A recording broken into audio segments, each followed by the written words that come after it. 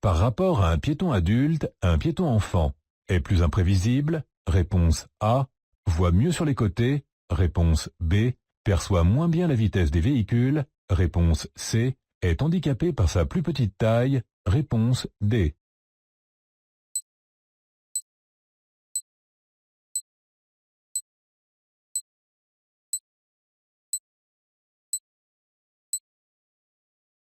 Les enfants sont des piétons particuliers, leur champ visuel est plus étroit, ils ne voient pas aussi bien sur les côtés qu'un adulte, la signalisation n'est pas à leur niveau, et ils ne voient pas au-dessus des voitures, ou au travers des vitres pour les plus petits. D'autre part, ils repèrent moins bien l'origine d'un bruit, ne savent pas évaluer la distance qui les sépare d'un véhicule ou mesurer sa vitesse, et ont du mal à se concentrer sur deux choses à la fois. Tout cela contribue à les rendre imprévisibles, d'autant plus qu'ils n'ont qu'une vague idée des règles du code de la route et des contraintes des autres usagers, qui ne les voient pas bien du fait de leur taille et qui ne peuvent pas s'arrêter sur place.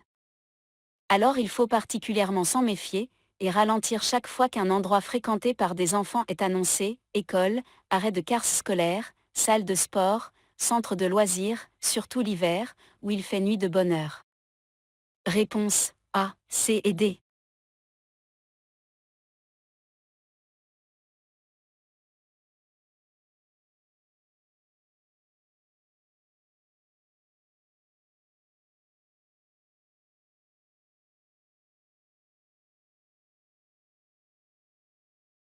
La circulation est ralentie. J'allume les feux de détresse.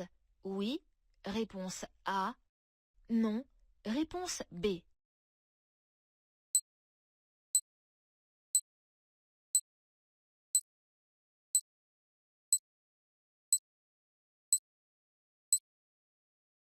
La voie de droite est supprimée, ce qui ralentit la circulation.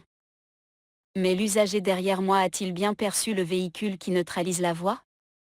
A-t-il perçu le ralentissement? Ce n'est pas certain. Pour éviter une collision, j'allume les feux de détresse de ma voiture, ce qui aura pour effet de mieux attirer son attention que les seuls feux stop. Surtout lorsque la luminosité est forte comme ici. Réponse A.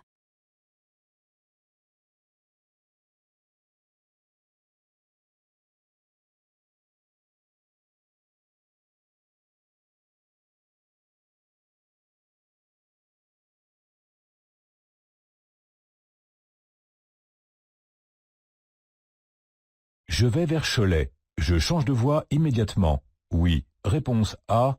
Non. Réponse B. Je vais quitter l'autoroute à 2200 mètres. Oui. Réponse C. Non. Réponse D.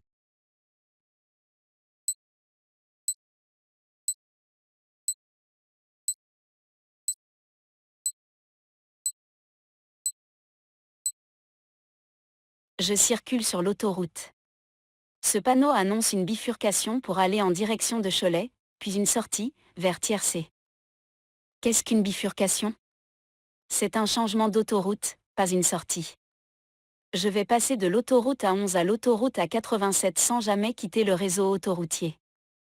Le panneau m'annonce par ailleurs que seule la voie de droite permettra d'aller dans cette direction. Mais attention, je ne peux pas la rejoindre pour l'instant, il y a une ligne continue. Je dois attendre que cette ligne devienne discontinue. J'ai le temps. Il reste plus de 2 km avant d'arriver à cette bifurcation. Réponse B et D. Si je prête mon véhicule, je dois vérifier que mon assurance le permet. Oui. Réponse A. Non. Réponse B. Je recevrai les amendes à mon nom en cas d'infraction. Oui. Réponse C. Non. Réponse D.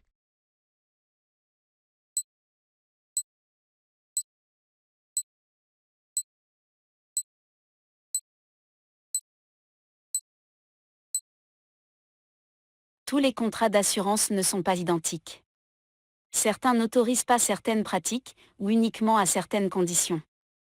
Il faut vérifier au cas par cas ce qui est inscrit dans le contrat. Par exemple, tous les contrats n'autorisent pas le prêt du véhicule, ou ne l'autorisent que si le conducteur n'est plus en période probatoire. En cas d'accident, l'assureur pourra refuser de verser certaines indemnités ou augmenter la franchise. En cas d'infraction commise par le conducteur à qui j'ai prêté le véhicule, je risque en effet de recevoir les avis de contravention à mon nom. En cas d'excès de vitesse verbalisé par un radar automatique en particulier, puisque le numéro d'immatriculation de ma voiture est relié à mon nom et mon adresse. Je dois donc avoir confiance en la personne à qui je prête ma voiture. Réponse A et C.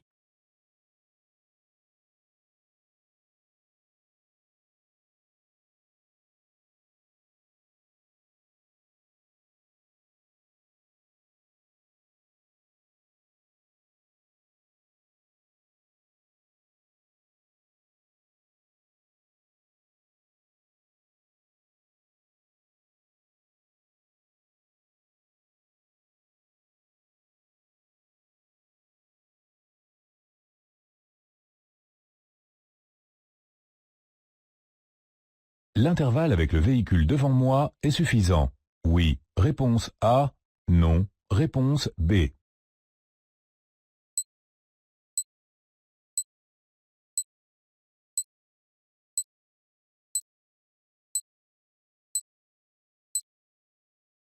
En prenant les flèches de rabattement en point de repère ou n'importe quel autre marquage ou irrégularité de la route, je me rends compte qu'il n'y a pas les 2 secondes minimum d'intervalle obligatoire entre ma voiture et celle qui me précède.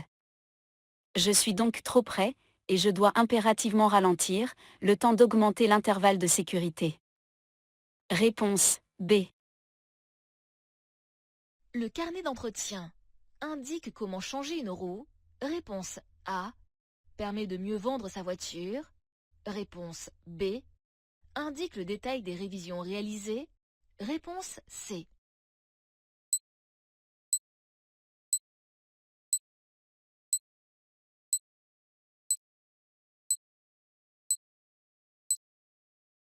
Ce n'est pas dans le carnet d'entretien que je trouverai comment changer une roue, mais plutôt dans la notice d'utilisation du véhicule.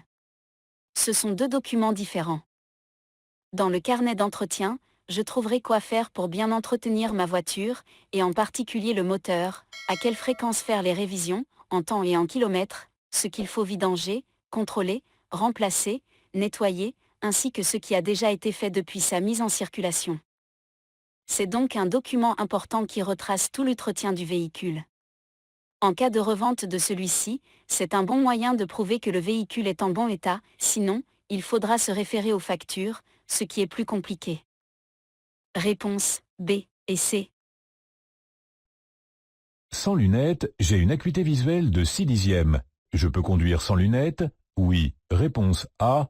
Non. Réponse B. Je conduis avec des lunettes? Oui. Réponse C. Non. Réponse D.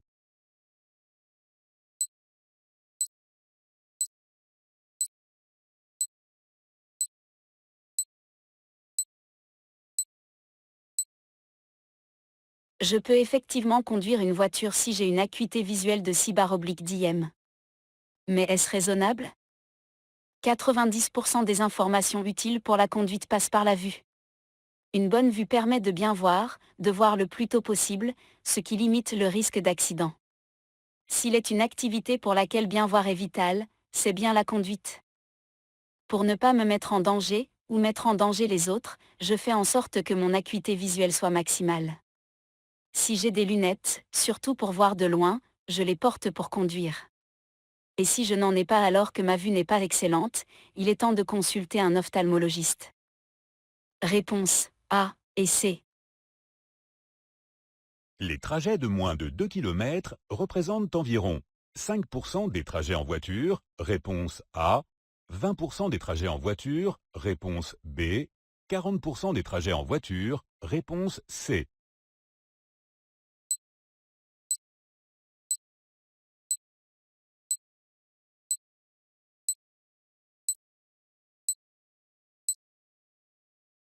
Les trajets de moins de 2 km représentent près d'un trajet sur 2 en voiture. 40% exactement. Quand on sait que ces trajets sont aussi les plus polluants, un moteur froid n'a pas le temps de chauffer sur 2 km, et sa consommation de carburant est alors 50% plus élevée, on comprend qu'il faudrait les éviter. Même s'il n'y a pas de transport en commun, des solutions alternatives existent, un trajet de 2 km peut se faire en 8 minutes à vélo, ou en moins de 30 minutes à pied. Réponse C. Ce panneau est un panneau de limitation de vitesse. Oui. Réponse A. Non. Réponse B. Doit m'inciter à ralentir. Oui. Réponse C. Non. Réponse D.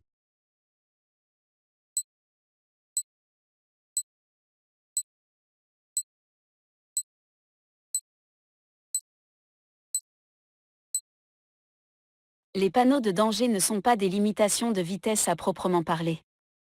Cependant, je dois ralentir chaque fois que j'en rencontre un. Celui-ci m'annonce un endroit fréquenté par des enfants, une école, un centre de loisirs, une aire de jeu, un arrêt de car. Or les enfants sont des piétons particulièrement imprévisibles. Une bonne raison de ralentir est d'être très attentif. Surtout si la visibilité n'est pas bonne. Réponse B et C.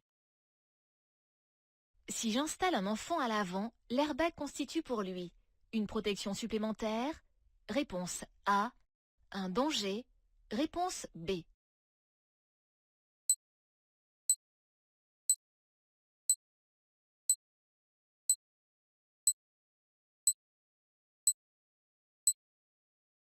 Un airbag situé à l'avant ne constitue une protection que pour un passager adulte. Un enfant, situé plus bas et plus près du tableau de bord, risque des lésions graves dues au déclenchement de l'airbag lui-même. C'est pourquoi il faut impérativement déconnecter l'airbag lorsque j'installe un enfant à l'avant. Et s'il n'est pas possible de le neutraliser, je ne fais jamais voyager un enfant de moins de 10 ans à l'avant, même pas sur un petit parcours. Réponse B. Je roule depuis plus de 2 heures et je ne me sens pas fatigué. Je m'arrête à la prochaine aire de repos. Réponse A. Je ralentis pour retarder l'apparition de la fatigue, mais je continue. Réponse B. Je m'arrêterai lorsque la fatigue se fera sentir. Réponse C.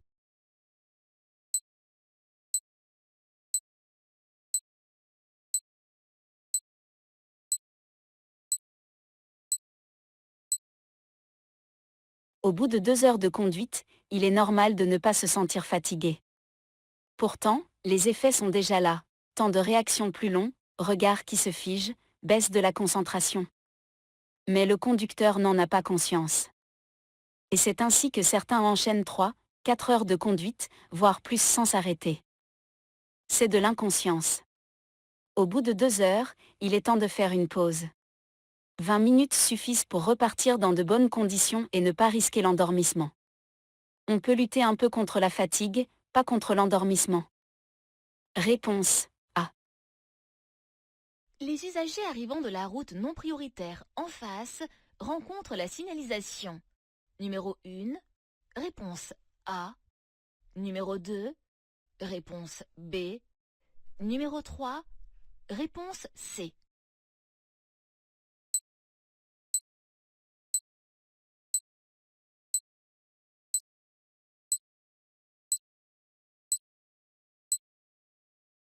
Je rencontre une signalisation qui m'indique que la route prioritaire, sur laquelle je circule, tourne à gauche.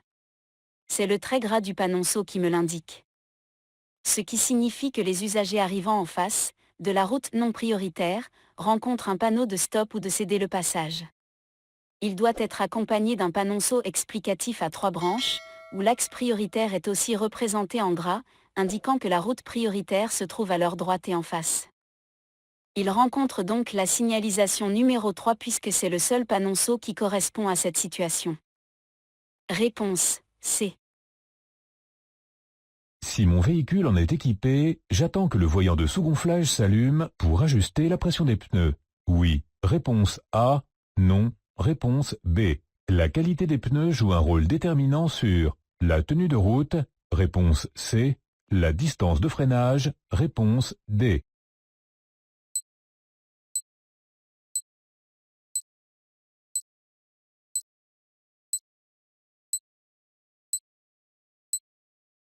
Les pneus sont les seuls liens entre le véhicule et la route.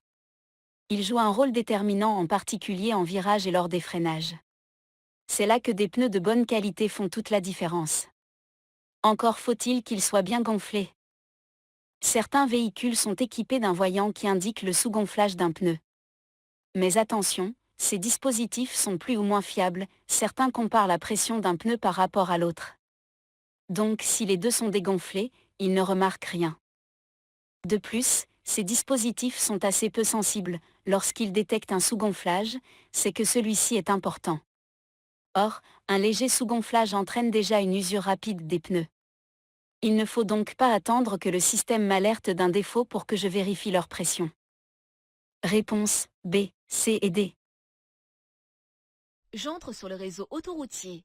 Réponse A. Je suis sur le réseau autoroutier. Réponse B. Je quitte le réseau autoroutier. Réponse C.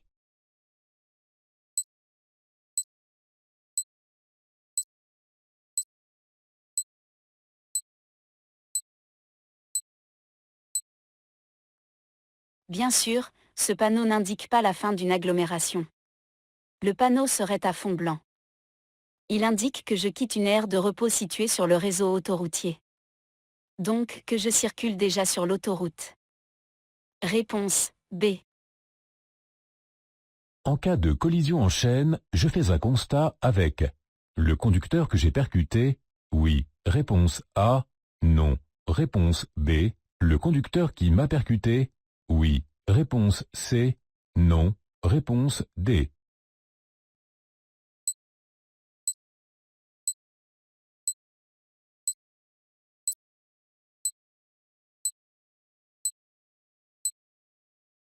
En cas de collision en chaîne, par exemple lorsqu'une file de voitures est impliquée, je fais un constat avec le conducteur du véhicule que j'ai percuté et avec le conducteur du véhicule qui m'a percuté. En effet, mon assureur a besoin des coordonnées de tous les conducteurs impliqués dans le choc qui me concerne. Attention, si un véhicule m'a propulsé dans un autre, lors d'un choc à l'arrière notamment, je dois l'indiquer dans le constat afin de dégager ma responsabilité. Réponse A et C. Une voiture hybride rechargeable consomme énormément de carburant lorsque le moteur thermique est utilisé pour recharger la batterie. Vrai. Réponse A. Faux. Réponse B.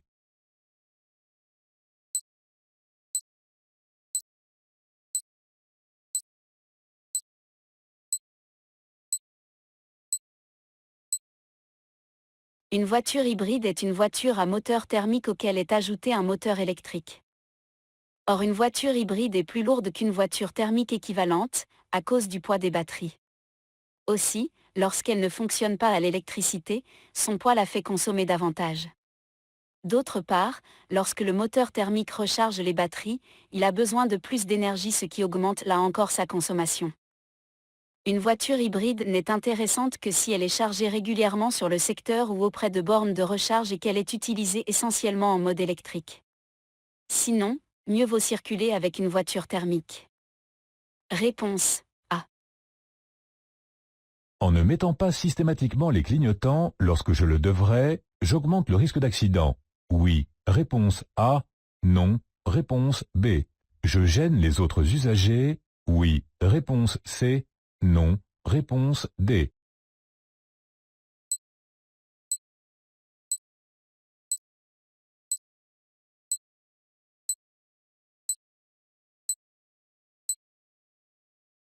Il est pratiquement impossible de prévoir un changement de direction si le conducteur n'utilise pas ses clignotants. C'est bien sûr une source d'accident et c'est particulièrement agaçant pour les autres usagers, on le voit tous les jours lorsque l'on veut s'engager dans un carrefour à sens giratoire. C'est pourquoi les clignotants oubliés sont durement sanctionnés, une amende, un retrait de 3 points, voire une suspension de permis. Réponse A et C. Avant de réagir dans une situation comme celle-ci, il me faut environ 0,5 secondes. Réponse A. 1 seconde. Réponse B. 2 secondes. Réponse C. 5 secondes. Réponse D.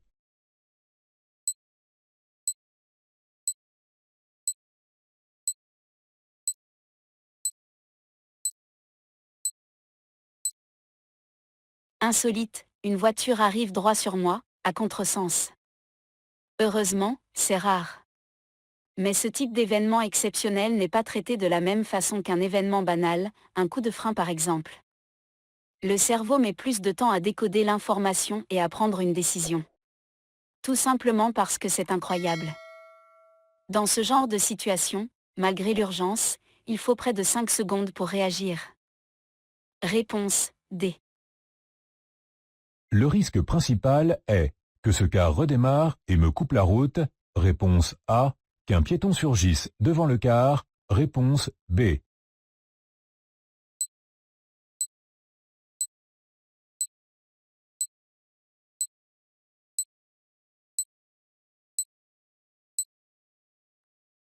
Ce car n'a aucune raison de me couper la route en repartant. D'une part parce qu'il devrait me laisser passer, et puis parce qu'il n'a aucune raison apparente de faire un écart s'il devait repartir. Le principal danger n'est pas là. Le risque, c'est qu'il me masque un piéton qui aurait commencé à traverser juste devant lui. C'est pour cette raison que je ralentis et que je m'écarte raisonnablement de ce car. Réponse B. Je ralentis. Par temps de pluie? Oui. Réponse A. Non. Réponse B. Lorsqu'il fait beau? Oui. Réponse C. Non. Réponse D.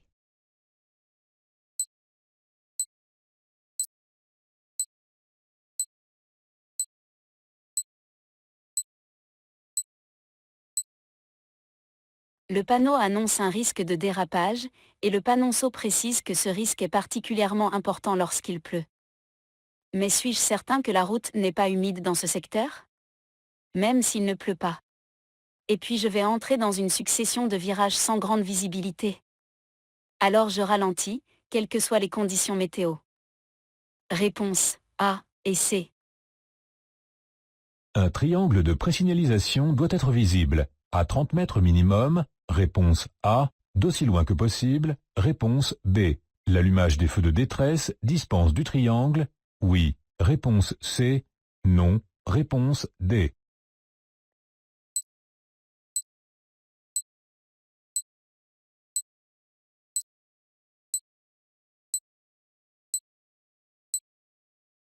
Un triangle de présignalisation doit être placé à 30 mètres minimum de ce qu'il signale.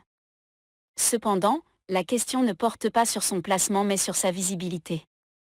Il n'y a pas de distance minimum à laquelle il doit être visible. L'objectif est qu'il soit visible d'aussi loin que possible. Il ne doit donc pas être placé après un sommet de côte ou dans un virage, mais bien en amont.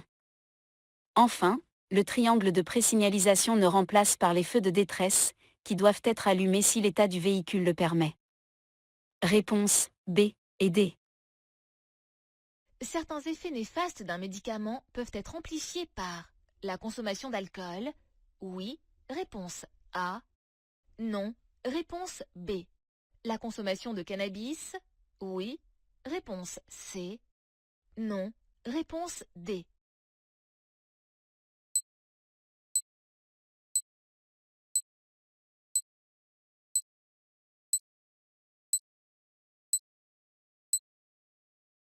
Pris séparément, ces trois produits, les médicaments, même de niveau 1, l'alcool et le cannabis, ou les drogues en général, ne font pas bon ménage avec la conduite. Mais lorsqu'ils sont combinés, médicaments plus alcool, médicaments plus cannabis, alcool plus cannabis, ou pire, les trois ensemble, les effets ne s'additionnent pas. Ils se multiplient. Réponse A et C. J'adapte l'intervalle de sécurité selon la vitesse. Oui. Réponse A. Non. Réponse B. Selon la densité du trafic. Oui. Réponse C. Non. Réponse D.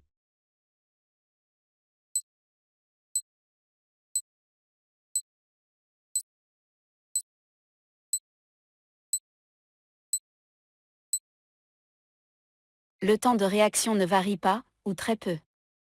Il est d'environ 1 seconde quelle que soit la vitesse. Pour avoir une marge de sécurité, je dois laisser 2 secondes d'intervalle avec le véhicule qui me précède. Mais la distance parcourue en 2 secondes dépend de la vitesse. Aussi, plus je vais vite, plus la distance doit être importante. Par exemple, à 50 km/h, je dois laisser 30 mètres minimum. Étage 60 mètres à 100 km/h. Dans certaines conditions, lorsque la visibilité n'est pas bonne ou que le trafic est dense, il est recommandé de laisser plus de 2 secondes. Parce que le risque d'être surpris est plus grand. Ce qui induit une distance encore plus importante. Réponse A et C. Sur certains véhicules, le passage des feux de croisement aux feux de route et inversement est automatique. Oui, réponse A. Non, réponse B.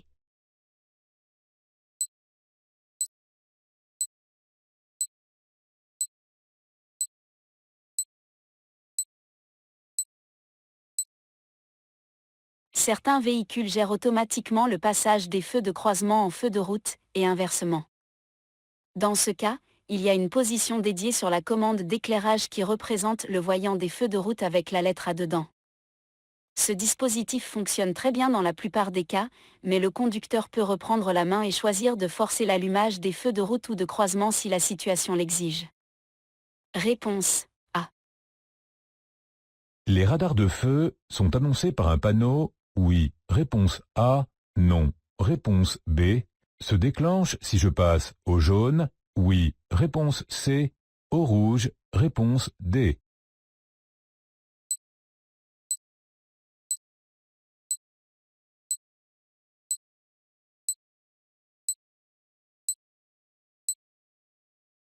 Les radars de feu ne sont pas signalés tout simplement parce qu'un feu est déjà une signalisation en soi. Ces radars ne se déclenchent qu'en cas de franchissement du feu, ou de la ligne d'effet, lorsque celui-ci est rouge, jamais lorsqu'il est jaune. 2 photos sont prises pour prouver que la voiture en infraction avançait alors que le feu était au rouge. Réponse B et D. Afin d'éviter un éclatement lorsque ma voiture est lourdement chargée, j'augmente la pression des pneus. Réponse A. Je réduis la pression des pneus. Réponse B.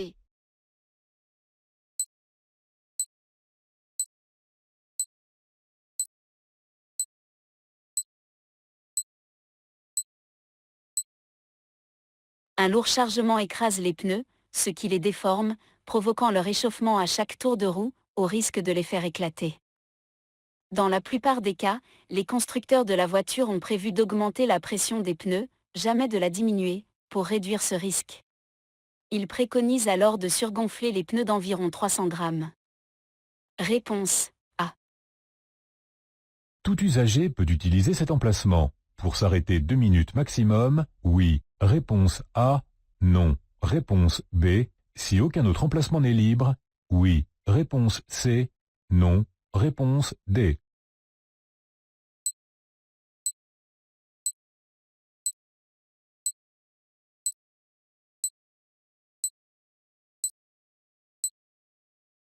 Cet emplacement est réservé aux personnes porteuses d'un handicap reconnu. Il a été mis en place parce qu'il y a un véritable besoin à cet endroit, proximité d'une pharmacie, d'un médecin, ou tout simplement des commerces. Je n'ai pas le droit d'utiliser cet emplacement, pour y stationner ou m'arrêter, quelle que soit la durée et quelle que soit la raison. Même si aucun autre emplacement n'est libre à proximité. Réponse B et D. Je devrais payer un malus écologique si j'achète un véhicule polluant. Neuf. Oui. Réponse A. Non. Réponse B. D'occasion. Oui. Réponse C. Non. Réponse D.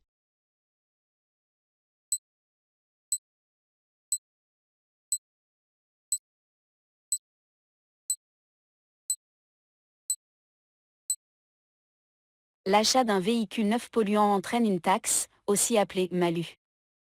Elle se règle lors de l'achat de la voiture si elle est neuve, ou lors de l'établissement du nouveau certificat d'immatriculation lorsqu'elle est achetée d'occasion. Pour les véhicules les plus polluants, leurs propriétaires doivent ensuite s'acquitter d'une taxe supplémentaire à payer tous les ans. Réponse A et C.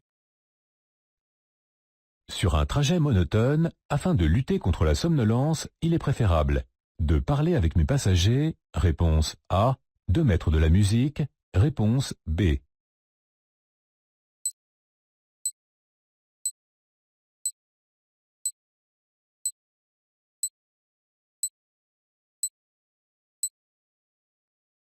Pour me stimuler lors d'un trajet monotone, pour ne pas risquer de m'endormir, j'ai la solution de mettre de la musique, à volume raisonnable afin de ne pas me couper des bruits de la circulation. Mais son effet reste assez limité, selon le type de musique écoutée.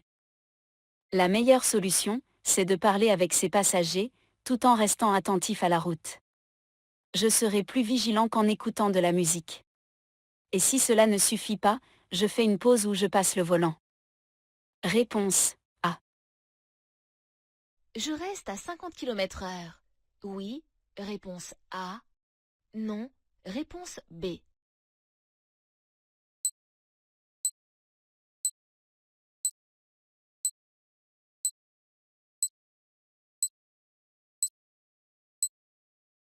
Je sors d'une agglomération.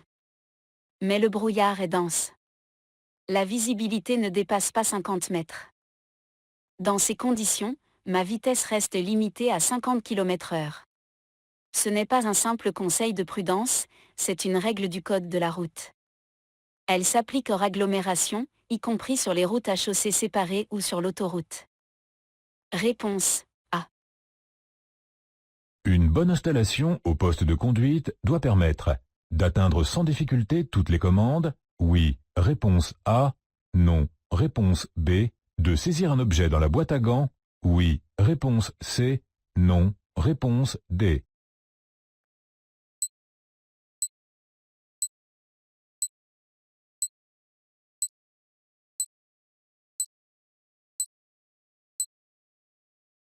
Une bonne installation au poste de conduite doit bien sûr permettre d'atteindre toutes les commandes et accessoires, passer toutes les vitesses, appuyer sur toutes les pédales sans forcer et bien sûr atteindre toutes les parties du volant. En revanche, atteindre la boîte à gants n'est pas un objectif. Un conducteur ne devrait pas avoir à l'ouvrir en roulant. Si je peux atteindre le fond de la boîte à gants avec la main, c'est soit qu'elle est minuscule, soit que je suis vraisemblablement installé trop près du tableau de bord, ce qui est dangereux et fatigant. Réponse A et D. Certains liquides doivent être remplacés régulièrement. C'est le cas du liquide de la batterie, électrolyte. Oui. Réponse A. Non. Réponse B.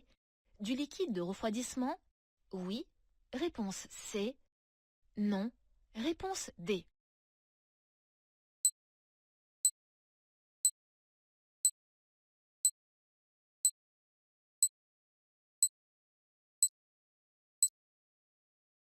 Il existe une multitude de liquides que je peux trouver dans une voiture, selon les modèles. Il y a ceux que je consomme, comme le carburant, le lave-glace, ou encore le liquide de dépollution, pour les voitures les plus récentes.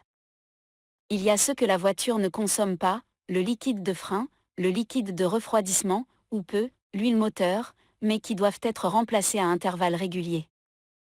Et puis il y a ceux qui ne se consomment pas et ne se remplacent pas, comme le liquide de batterie, à base d'acide. Lorsqu'il ne remplit plus son rôle, c'est toute la batterie qu'il faut remplacer. Tout cela est indiqué dans le carnet d'entretien. Réponse B et C.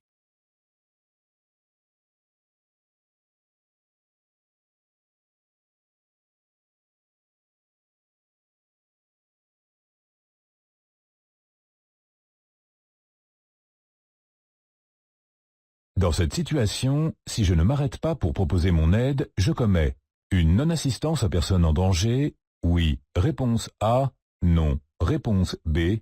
Un délit de fuite. Oui. Réponse C. Non. Réponse D.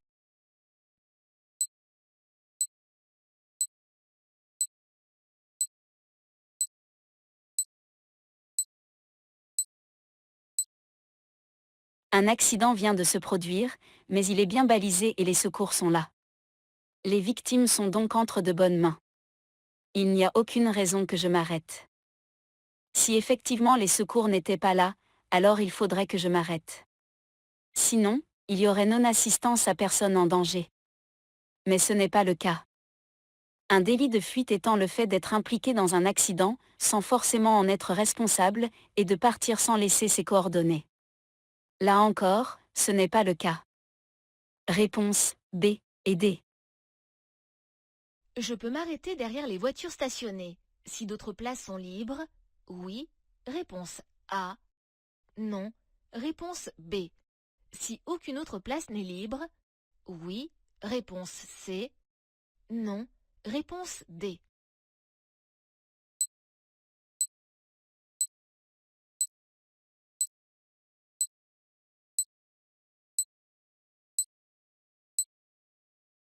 À condition de ne pas gêner ou de ne pas obliger les autres usagers à commettre une infraction, comme le franchissement d'une ligne continue, il est possible de s'arrêter le long d'une file de voitures garées les unes derrière les autres, en créneau. Mais il est toujours interdit de s'arrêter derrière des voitures garées les unes à côté des autres, en bataille. Peu importe si aucune autre place n'est libre. Réponse B et D. Écouter de la musique à volume élevé améliore la vigilance. Réponse A. Perturbe l'attention. Réponse B. Provoque une augmentation de la vitesse. Réponse C.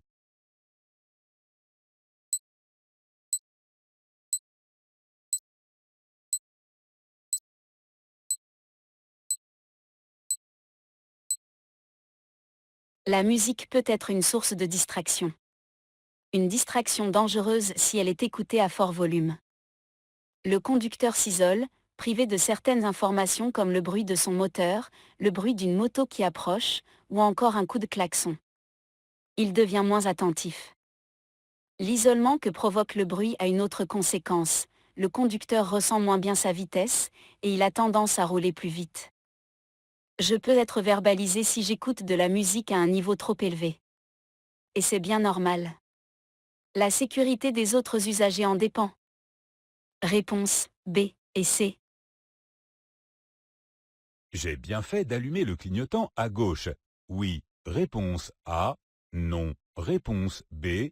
Je dépasse le cycliste. Oui. Réponse C. Non. Réponse D.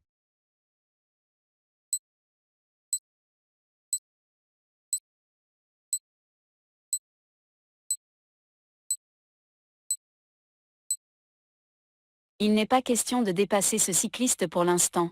Une voiture arrive dans l'autre sens, et je ne pourrai pas laisser un espace suffisant avec le cycliste tout en croisant la voiture sans gêner son conducteur. Alors inutile de lui faire croire que je vais le dépasser. Je n'allume pas mon clignotant si je ne peux pas dépasser immédiatement. Cela n'a aucun intérêt et évitera la confusion. Réponse B et D. La ceinture de sécurité résiste à une force d'au moins 1 tonne. Réponse A. 3 tonnes. Réponse B. En cas d'accident à 50 km/h, la force des bras suffit pour se retenir. Oui. Réponse C. Non. Réponse D.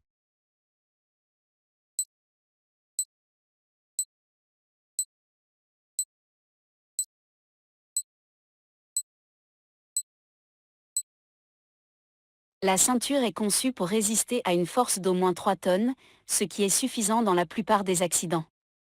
Contrairement à la force des bras, qui ne permet pas de retenir plus de quelques dizaines de kg. Malheureusement, certaines personnes pensent encore que la force des bras est suffisante pour se retenir à allure lente ou modérée, 30 à 50 km/h, et ne s'attachent pas. Or, même à faible vitesse, un choc peut être mortel. Réponse B et D. Après une longue période sèche, la route est particulièrement glissante. Dès le début de l'averse, réponse A.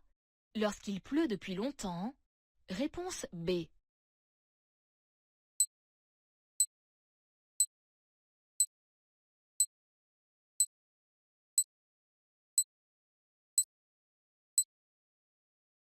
Généralement, c'est lorsque les premières gouttes de pluie apparaissent que la chaussée est la plus glissante.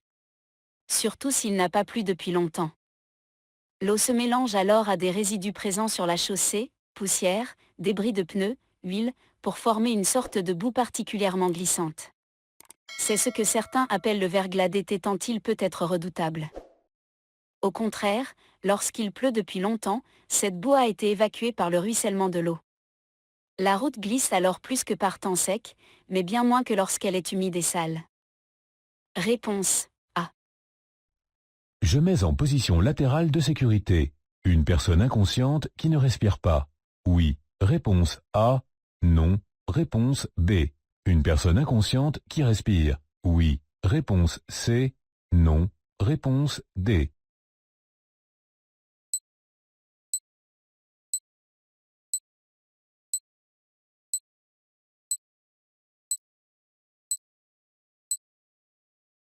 Si une personne est inconsciente mais qu'elle respire, je la place en position latérale de sécurité uniquement si je détiens un brevet de secourisme. Ainsi, je réduis le risque qu'elle s'étouffe. Je contrôle ensuite régulièrement qu'elle respire en attendant l'arrivée des secours. En revanche, si elle ne respire pas, l'urgence est de la ventiler, lui faire du bouche à bouche par exemple. Et dans ce cas, mettre la personne en position latérale de sécurité ne servirait à rien, et surtout empêcherait de pratiquer aisément la ventilation artificielle. Réponse B et C. Pour m'insérer devant le camion, je vérifie l'angle mort. Oui. Réponse A. Non. Réponse B.